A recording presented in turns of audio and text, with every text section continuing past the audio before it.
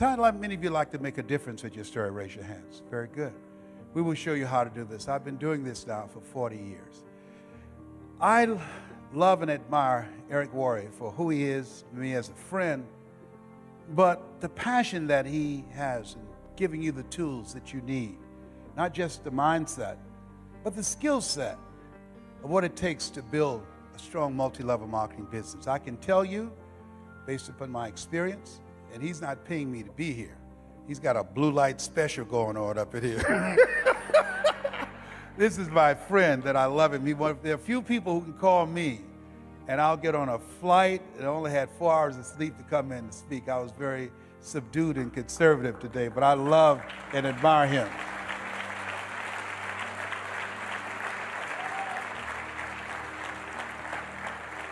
But if you're serious about your story, make sure you email me and put in there the 7 story principles. Put that in there, and we will email this to you free at lesbrown.com. I'd like to leave this with you. After leaving Zig's memorial yesterday, who was a great man, who contributed so much to so many people, I said, God, let me touch and change millions of people's lives like Zig has done. Let me make my mark like he made an incredible mark. Let me touch hearts and minds like he touched me when I first saw him. And I drove many miles, 400 and 500 miles, to see him and Jim Rohn and Dr. Norman Vincent Peale and Charlie Tremendous Jones. Let me be an instrument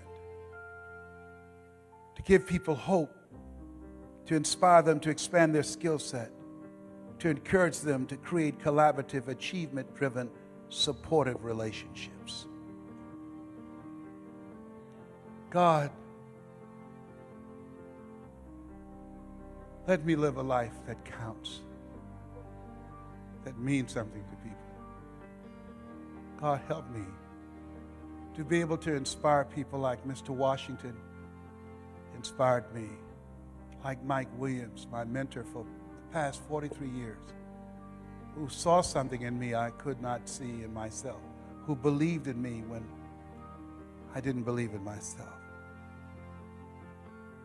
Please let me live a life that matters.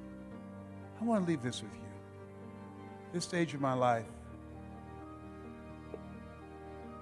my goal is to train 100,000 speakers who will have one message: hope, skill set, and collaborative relationships that will change how people think, how they feel, and how they act. 100,000 people outside of religion and outside of politics, both of which I believe polarize and divide people.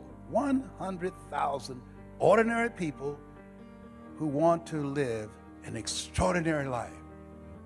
God, give me the stamina and the vision to use my gift that you have given me to work with people who are hungry to make their lives count. I want to leave this with you that my mother used to love to say to me when she was in pain. Leslie, yes ma'am, come in here. Yes ma'am, mama. What is it, baby? Say that thing for me, boy. That makes me feel good. Yes ma'am, mama. My mother's dream was to raise 7 children she didn't have, to make sure we had a roof over our head and food on the table. And she never failed. We never went to sleep hungry. She's a hard worker, and she had faith. I remember the first home I bought her in, this home she saw. I said, Mama, how you like this? She said, if I lived in something like that, I would feel like Mrs. Rockefeller. She didn't know I had planned to get that home for her. I purchased the home, and I said, Mama, I think I know the people who live there. You do? I said, yes, ma'am. I said, I'm going to stop in and say hello. And And I drove there and I opened the door. And she got out, and Mom at that time, around 76, she held my arm and we were walking toward the house. She looked at how beautiful this house was. She said, Leslie, you sure you know these people? Yes, ma'am, Mama, I do. And we got to the door, and I couldn't hold it anymore. I reached in my pocket, I took the key out, and I put it in the door. I said, Mrs. Rockefeller, this is your home.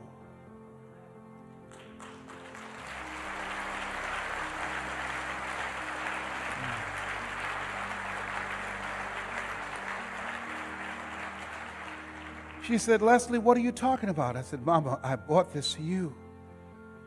I pushed the door open. She stuck her head in the door. She said, anybody home? I said, no, Mama. Nobody's here. This is yours. It's fully furnished. Multi-level marketing made that happen. This is going to happen for you. It's already happened for some of you.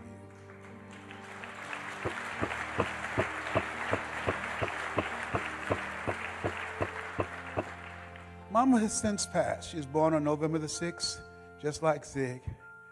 I remember her walking around the house looking and said, thank you, Jesus. Thank you, Jesus. And Leslie, you were such a problem kid. You were so crazy.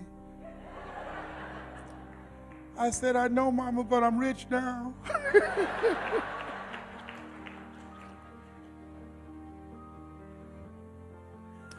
I dedicate this to the dream in you. Say that thing for me, boy. Yes, ma'am.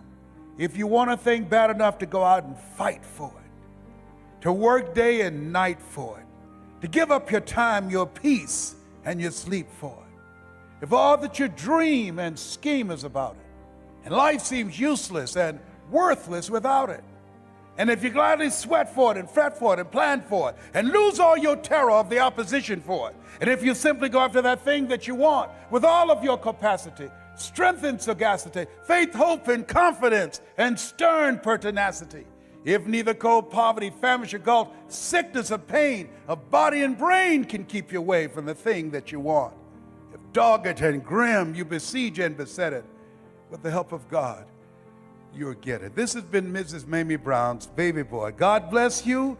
God bless your dream. God bless America. Back to story.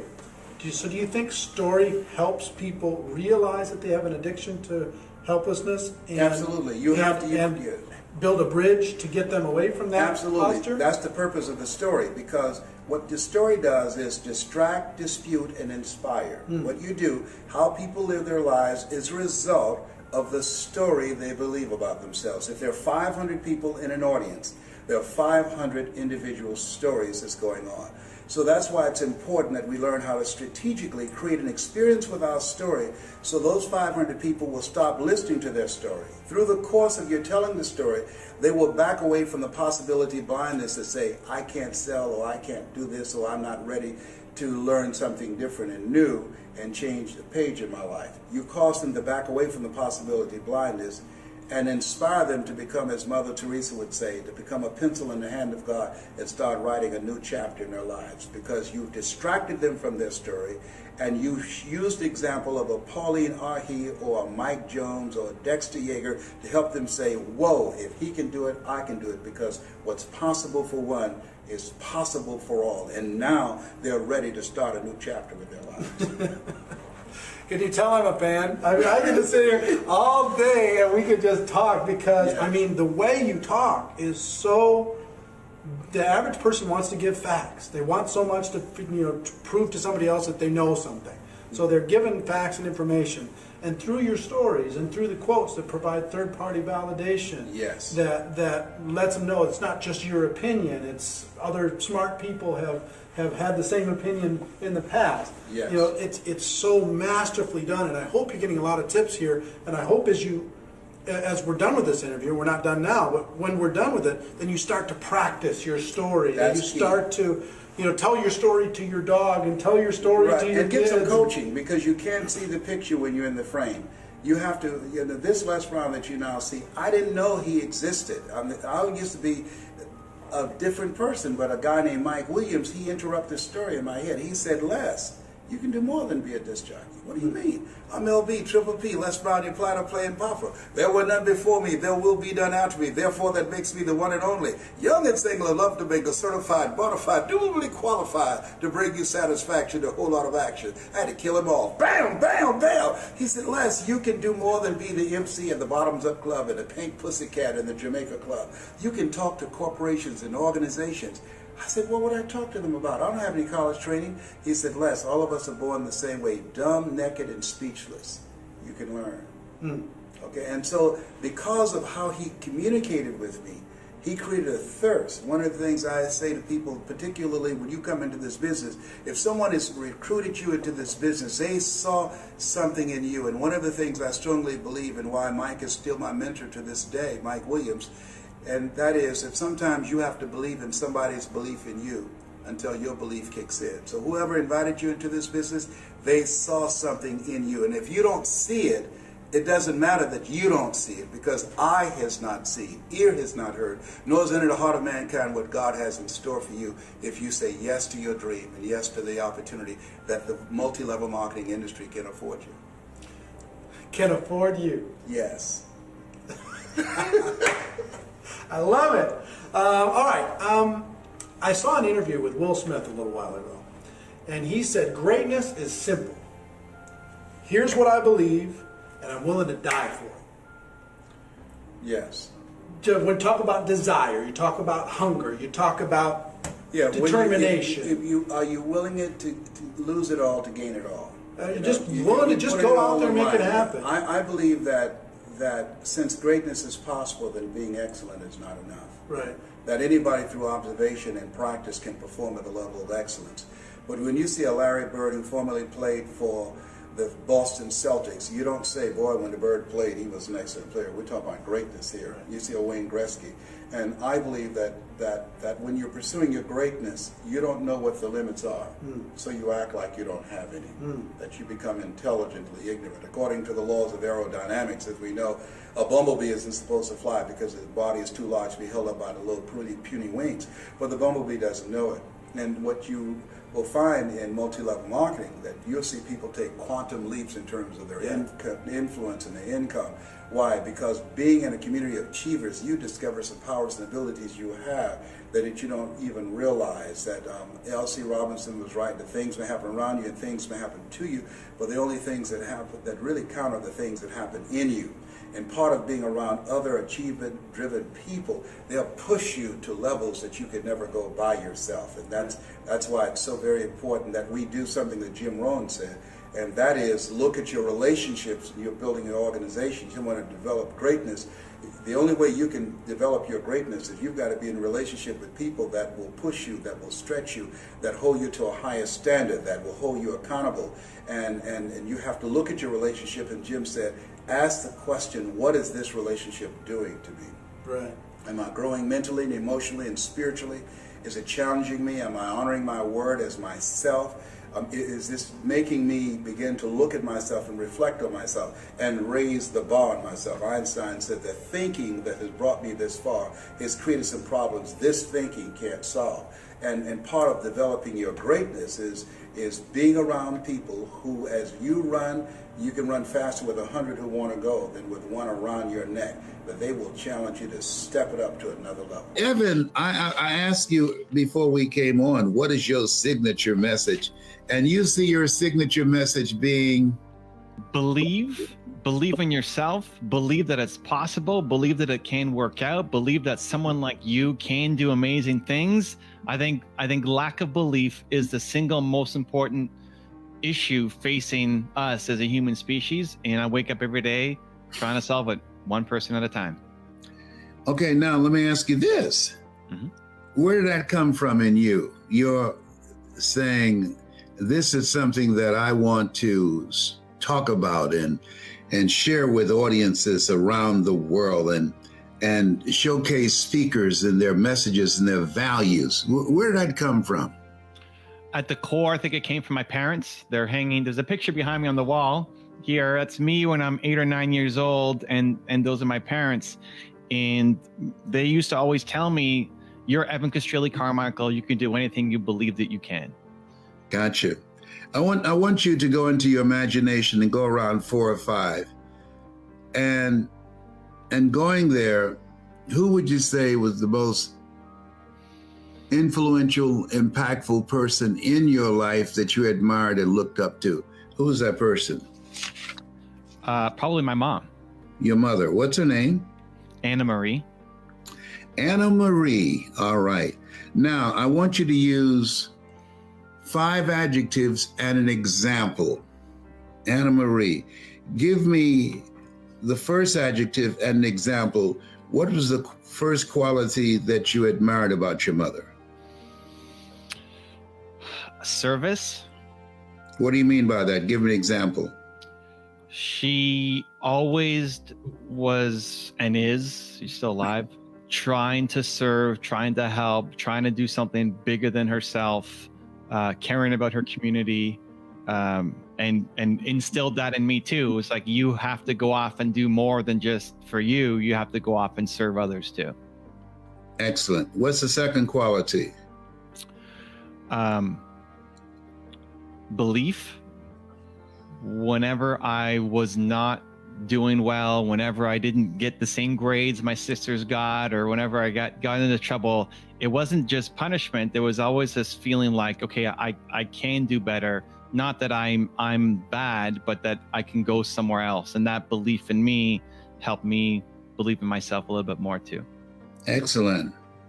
And the third quality? This is fun. I like this. You put me on the spot. This is great. I'm going to have to show my mom this stream afterwards. I'm sure she's going to love it. The family, I mean, she's the glue for our family. And just the caring for people, remembering little things like remembering people's birthdays. She makes an annual family calendar for us every year. So we all remember, in our extended family, whose birthdays are when, and those little touches to recognize and show appreciation and love for the people who are closest to you. Okay. And the fourth? Fourth, the conviction to follow through. She had a lot of things stacked against her. She did things that a woman wasn't supposed to do in terms of leadership positions and running organizations, where she was the first. She became the first chairman of an educational institution that she changed the name to chair. So it's not just chairman. And so did a lot of things that someone like her wasn't supposed to do. An immigrant woman wasn't supposed to do. And she just persevered her way through it. Mm-hmm. I'm getting emotional, Les, and thinking about these. This is great. Okay. And what's the fifth quality? Fifth quality,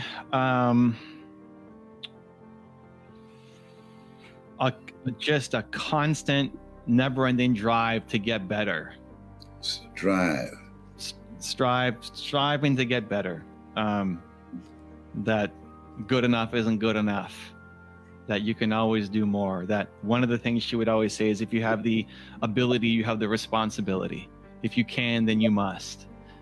So those words kind of, every time I walk, I've got 5 pictures in my office and they're in the middle. And every time I walk in, I hear some of those phrases every single time fill in my head. Excellent. If you wrote a book about your mother, I think you should. I talk about my mother, Mamie Brown. I'm adopted, and I just a few weeks ago saw a picture of my birth mother, and my birth mother gave me life, but my adopted mother taught me how to live life. But if you wrote a book about her and what you learned from her and how to live life, what would that title be? And a title that would appeal to anybody, regardless of their gender, regardless of their politics and religious persuasion, young or old. What would that title be about Anna Marie? What would that title be? It can be done. It can be done. Oh, I love that. Can be done. And the subtitle? That we don't want to make it gender specific. The subtitle would be Your March to find meaning and purpose. Your march to find meaning and purpose. Excellent. Do you mind if I take a swing at your story? This is a signature story, I believe. Let's go. Hello, my name is Evan, and I want to talk to you about your goals and dreams and things that you want to achieve with your life. And I want you to think about them in your personal life, things that you want to achieve. And in my case, I'm living the life that I love, and I love the life that I live because my mother raised me to be the kind of person to want to make the world a better place than how it is right now. So I want you to think about something in your personal life that you'd like to do, or someone you'd like to do something for. And then I want you to think about your financial freedom number. You know, people say money won't make you happy, but there was something that I believe in very strongly.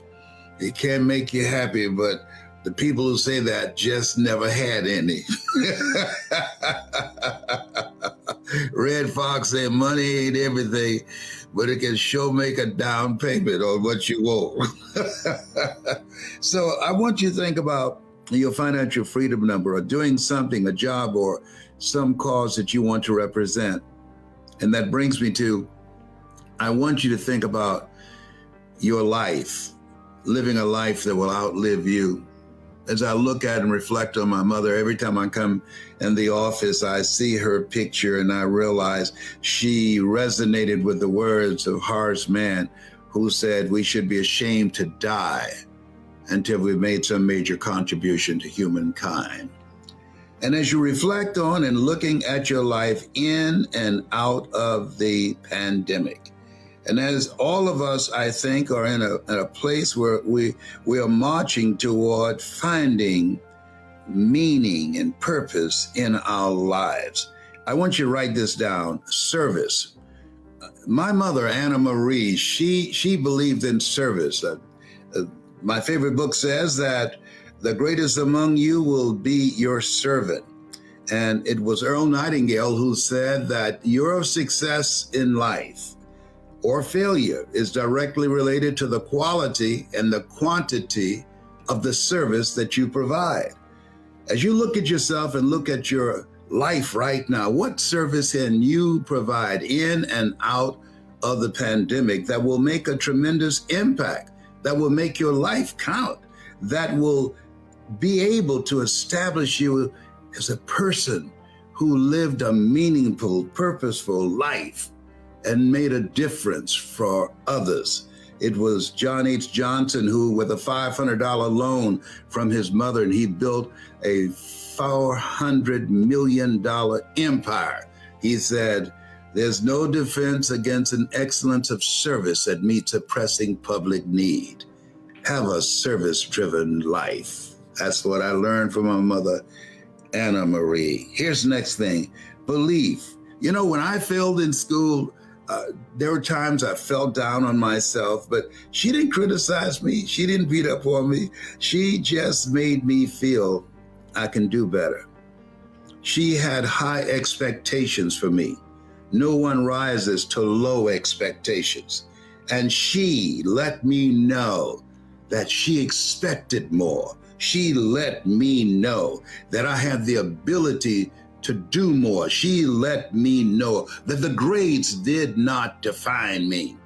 And that inspired me to live an inspired life. That brought something out of me that even now I talk about service and belief, because I know that I'm not just a messenger, but I am the message. When you have someone that can believe in you before your belief kicks in. And that's what my mother did for me. And the next thing is caring. Oh boy, she did not forget birthdays and anniversaries. You know, it was Maya Angelou who said, people don't care how much you know until they know how much you care.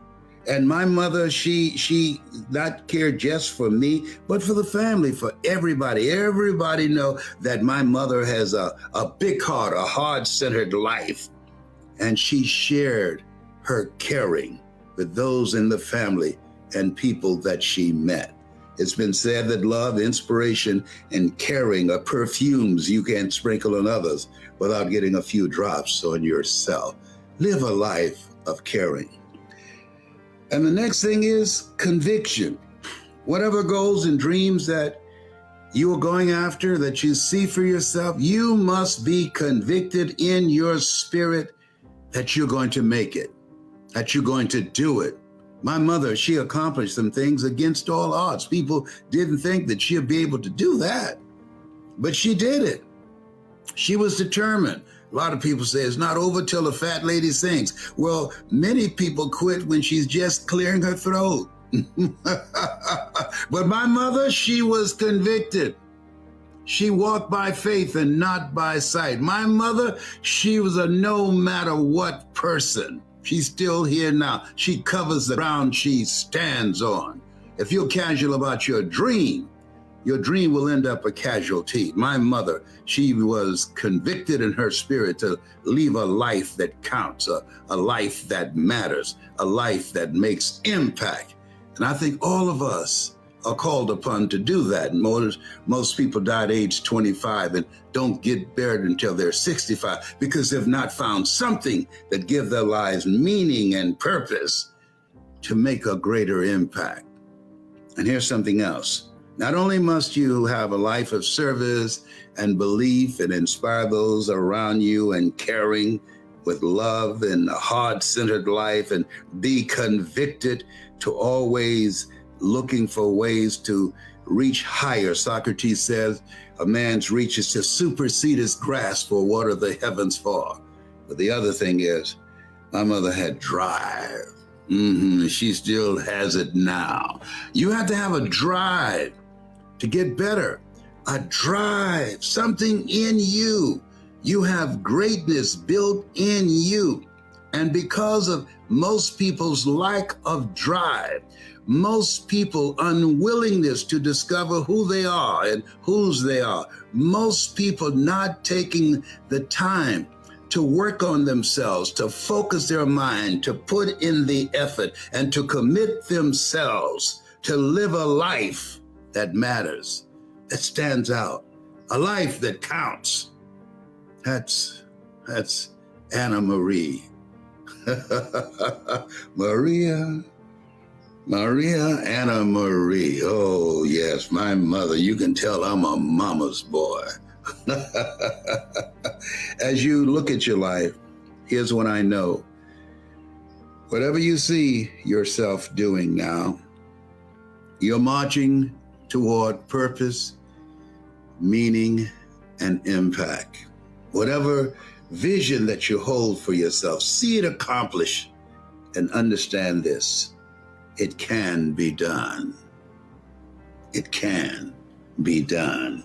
And the glue is service, belief, caring, conviction, and drive. My name is Evan. I'm Anna Marie's boy. I love my mama. Bye for now. There we go. I love that. Wow. Man in action is great. Yeah, well, what did you get from that? I love how you were able to quickly summarize the points, but also bring your own quotes in and all the things that is Les Brown style, you know, the quotes and the parables and the stories, and just how you deconstructed and made it personal. That, hey, I'm here telling a story to help you get to know me a little bit better. And through my mom as a proxy, you get the message, not just me sharing, here's what you need to do, but hey, here's how I learned from my mom, and you can have similar greatness for your life too.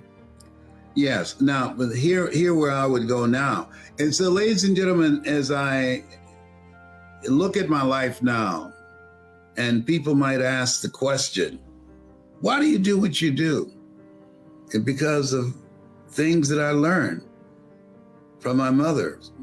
The program that I have showcasing methods and techniques and inspirational stories and and have it be clean and family friendly, because I know that what we listen to, we turn into. I've been doing this for years, and at a time where there's so many speakers out here don't have any sense of decency and shame about the language that we use. We have standards. I got that from my mother. We've been doing this for years, and I never had anything come from my program that I would not be proud for my mother to hear.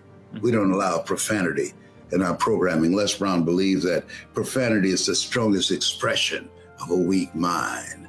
And as we look at ourselves in and out of the pandemic, words have power.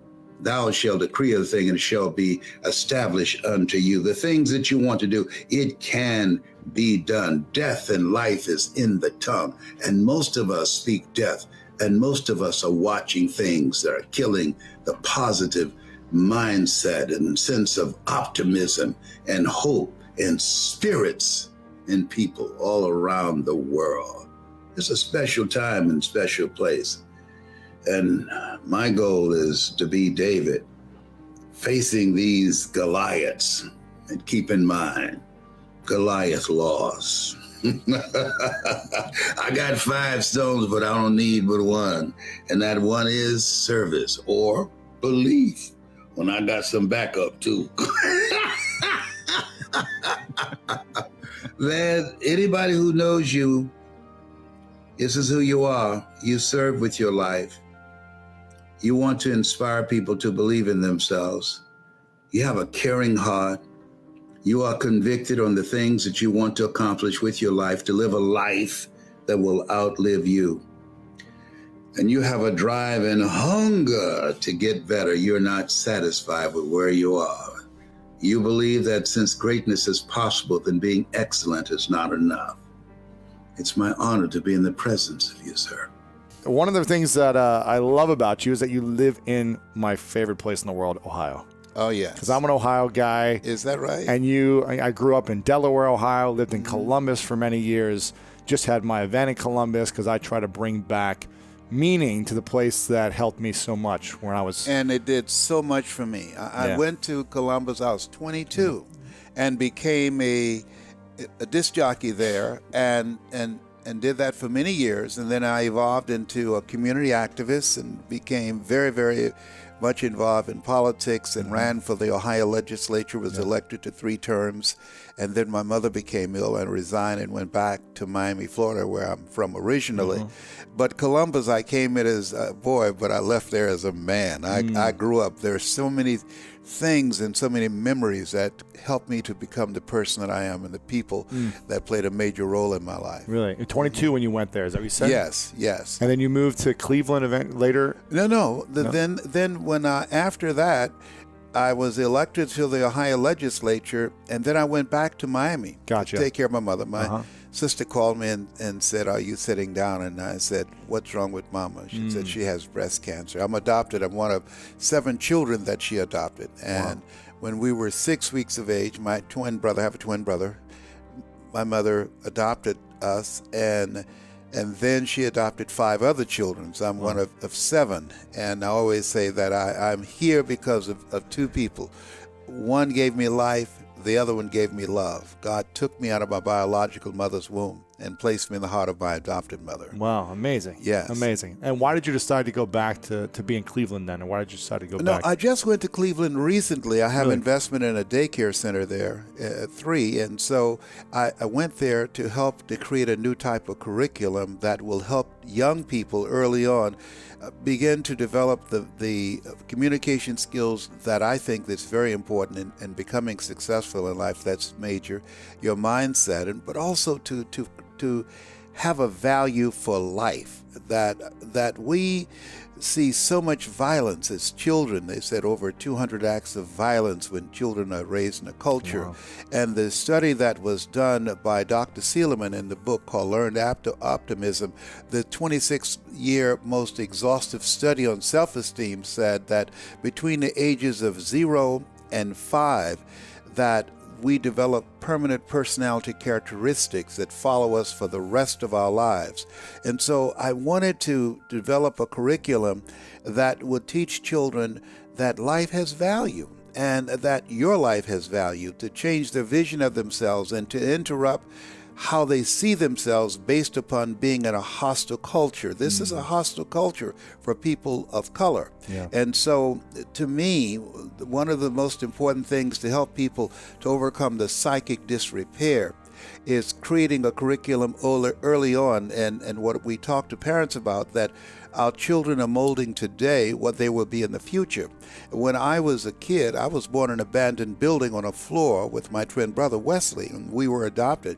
When I was 6 weeks of age, I was labeled educable, mentally retarded. When I was in the 5th grade, they put me back from the 5th grade into the 4th grade. I failed again in the 8th grade. I have no college training.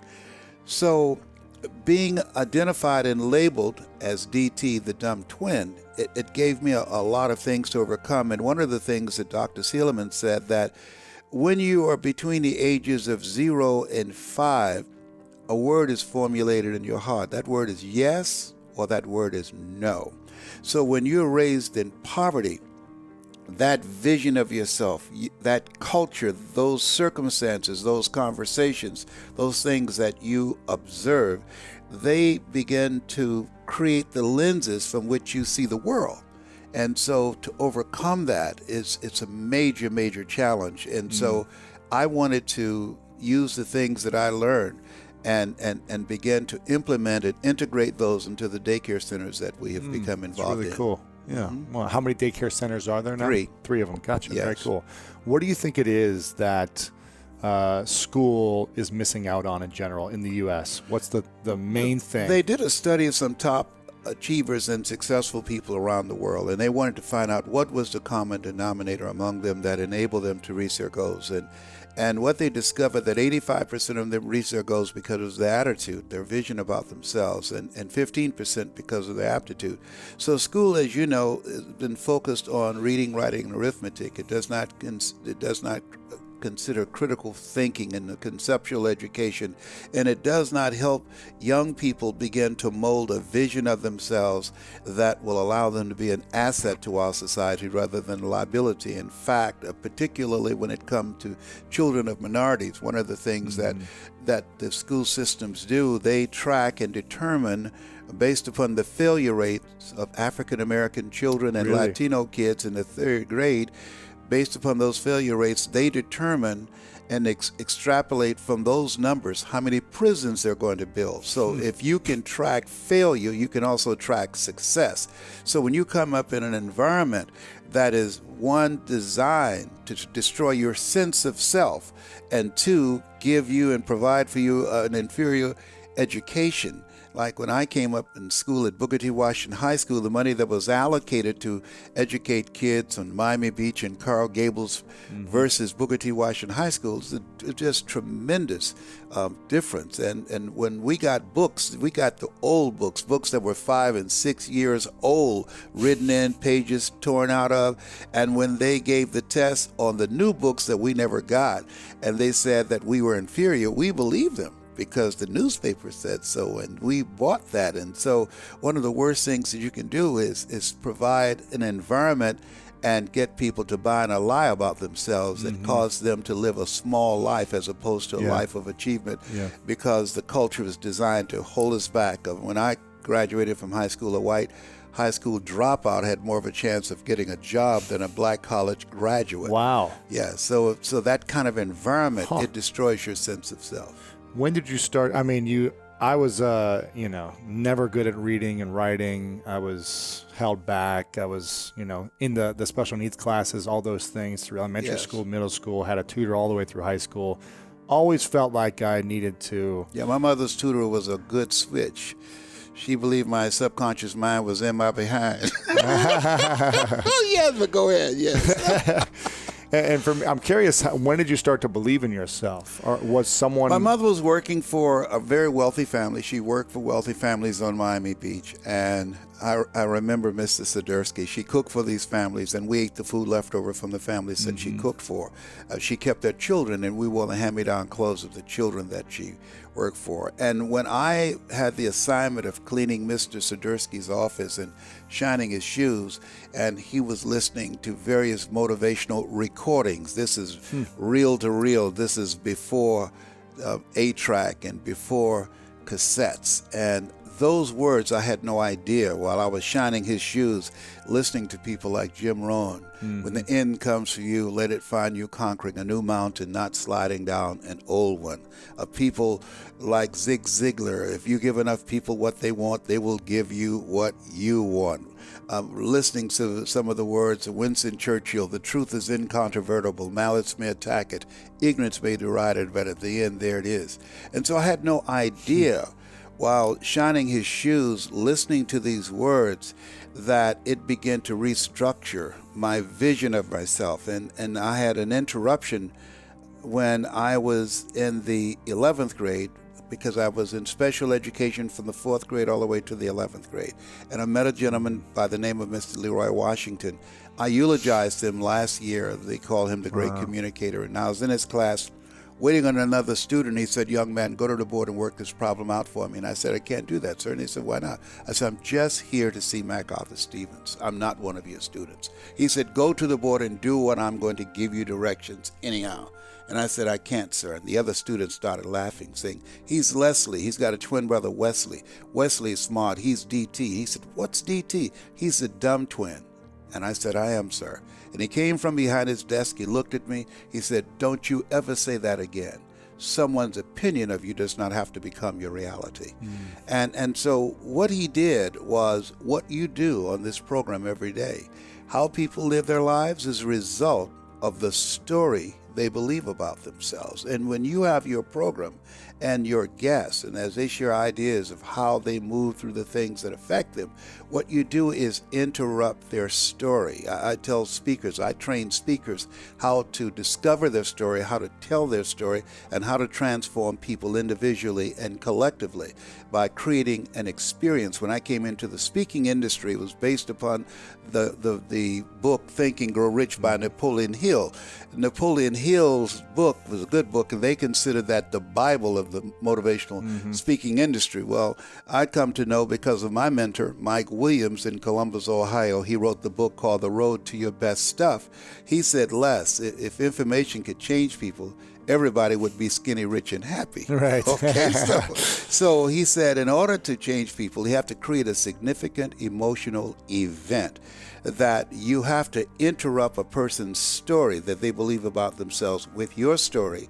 And through the delivery of your story strategically, you dismantle their current belief system and inspire them to make new choices. Because at the end of a presentation, if you don't change how a person sees themselves, and if you don't expand their vision of themselves beyond their mental conditioning and their circumstances, and begin to allow them to get a larger vision of themselves and begin to ignite their spirit, you touch their hearts, and as a result, they leave your presence feeling better about themselves, but making new choices, because when you change how they see themselves, all you have to do after that is to get out of the way. The motivational industry is based upon a different type of method, like Tony, who I think is a great speaker.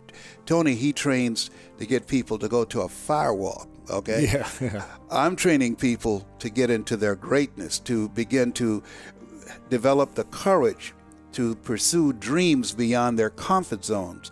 Because in order to do something you've never done, you've got to become someone you've never been. When you're pursuing your greatness, you don't know what your limits are, so you act like you don't have any. And one of the reasons that Booker T. Washington said, judge a person not by what they accomplish, but what they had to overcome for their accomplishment. You know, so the challenge, like me, for instance, in me having a global voice, I remember when Tony had an infomercial sponsored by Gunther Rinker, and they spent millions of dollars, and it was a blessing for me that they rejected me, because I have the complexion of rejection. He has the complexion of connection. And so they said, oh, we don't believe a black guy can have appeal to the American public. I was so furious with that because it's called white privilege, you know. So I said, I don't have a backer. I don't have 4-color brochures. I still don't. I don't have millions of dollars backing me to develop a global voice. And Mike Williams, his goal was to train me to speak to the world. So I thought about it, and I remember something that Robert Schuller said: there's never a shortage of opportunities. It's just a shortage of thinking. And so when I saw what Tony was doing, training people to go to the back of the room and sign up for his firewalk, or all the other speakers to go back and get their products, I said, wait a minute. Impact drives income and referrals. I'm going to focus on training and developing a method and technique to transform people's lives individually and collectively, as Mr. Washington did for me. When he said to me, young man, go to the board and work this problem out for me, and I said, I can't do it. And he said, don't ever say that again. Someone's opinion of you does not have to become your reality. He interrupted my vision of myself.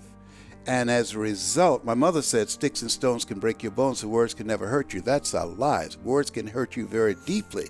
And so, but he interrupted my vision of myself. And as a result of his example and the input, review, repetition, and reinforcement of that concept, and how he held me in his eyes when he looked at me, I was able to die to who I was and depart from the story that I bought into. Even if you are told a lie, faith comes by hearing and hearing and hearing. You hear it often enough, it becomes your reality. Perception, not challenge, becomes real for you. And so there was no one to dispute what was said about me, and I bought it.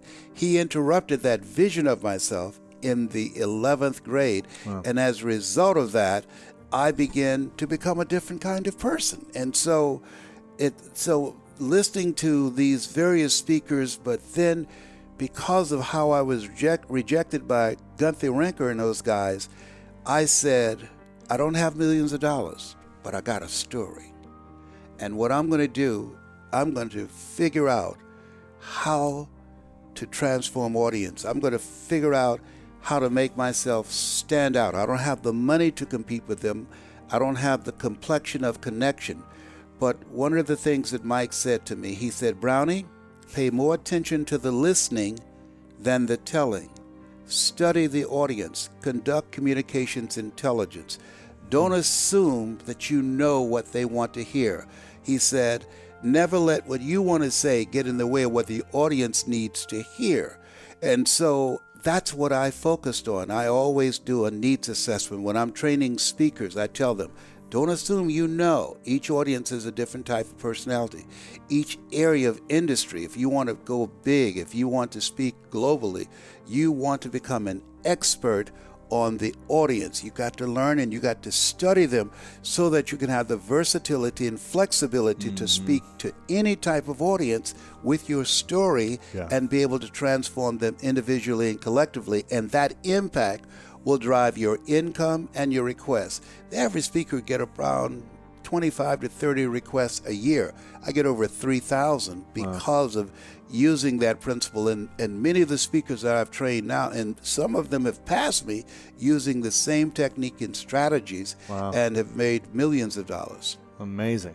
Yes. What would you say is the vision for your life right now? My vision, I'm in a place of the Russian author Leo Tolstoy. He said, as I face inevitable death, what in the meaning and purpose of my life that will not be undone or destroyed when I'm gone? And so the speakers that I train and the speakers that I influence and the people they train and transform their lives, that we are literally in God's pyramid, that work will not be undone or destroyed when I'm gone. And so my goal now, we learn, we earn, we pass it on. I noticed when Jim Rohn died and Zig Ziglar died, they had not trained anybody. We don't hear anything about the people that they poured into. I've got so many that can go with me toe to toe. However, I tell them, trust me on this. I said, don't let this 72 fool you. I still got the fire up in here, up in here. I taught you everything you know, not everything I know, all right? Right. Young broom's feet clean, but old broom nowhere to go. Okay. So to me, I believe we live in the greatest country in the world, bar none. We're talking about make America great again. Foolishness. We never stop being great. There's no country that can compare to us. And we have the opportunity, I believe, by multiplying voices of hope, that we can begin to create a new day. A lady came from Australia for me to train her, and she's rather wealthy. And I said, why did you come to me? And she said, I saw you speaking on YouTube in the Georgia Dome, and you were speaking to 80,000 people. She said, wow.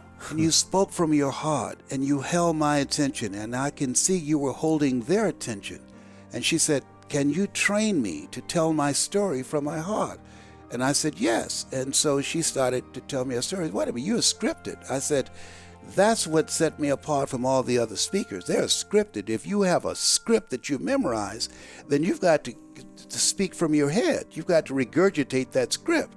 I said, I will train you how to speak extemporaneously so you have the versatility and flexibility to create unforgettable moments in the context of your presentation.